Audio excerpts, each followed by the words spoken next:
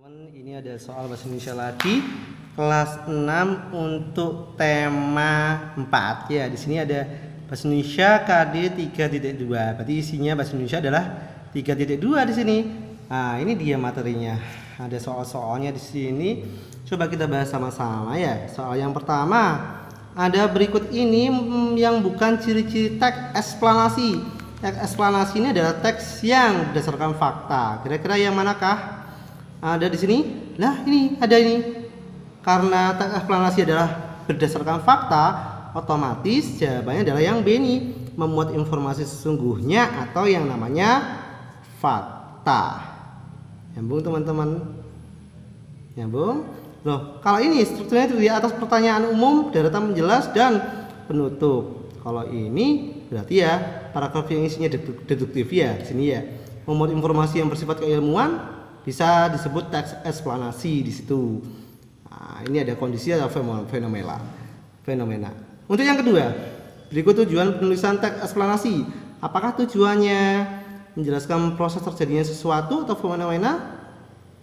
Ya enggak. Bisa jadi ya, menggambarkan fenomena alam, bisa jadi menyajikan laporan hasil observasi tidak sistematis, bisa jadi menyajikan informasi fiksi kepada masyarakat. Kalau fiksi jelas tidak ya. Kenapa kok tidak? Karena fiksi ini ya teman-teman berisi khayalan. Kalau non fiksi itu baru yang sebenarnya.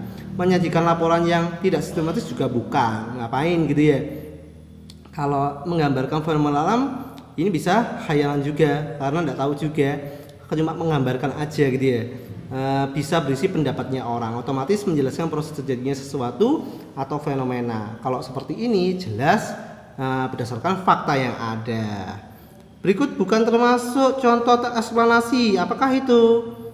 Teks tentang budaya batik? Ada enggak? Bisa jadi ya. Tapi di sini ada yang kata bukan loh penekanannya teman-teman. Fenomena tentang tsunami? Bener ya. Fenomena penemuan panel surya? Yes. Teks tentang terjadinya Danau Toba. Kalau teks tentang terjadinya Danau Toba ini berarti biasanya berisi tentang legenda, otomatis bukan teks eksplanasi. Karena legenda itu adalah contoh salah satu karya fiksi atau namanya khayalan. Otomatis yang D jawabannya teman-teman. Untuk yang nomor 4 dan nomor 5 di situ ada bacaan. Era globalisasi memberi kemudahan masyarakat dalam hal komunikasi dan teleportasi. Transportasi ya. Era ini seolah menjadikan dunia tanpa batas. Globalisasi juga meningkatkan peredaran dan perdagangan narkoba di seluruh dunia, termasuk di Indonesia. Penyalahgunaan dan peredaran gelap narkoba merupakan permasalahan yang masih dihadapi oleh negara-negara di dunia, termasuk Indonesia.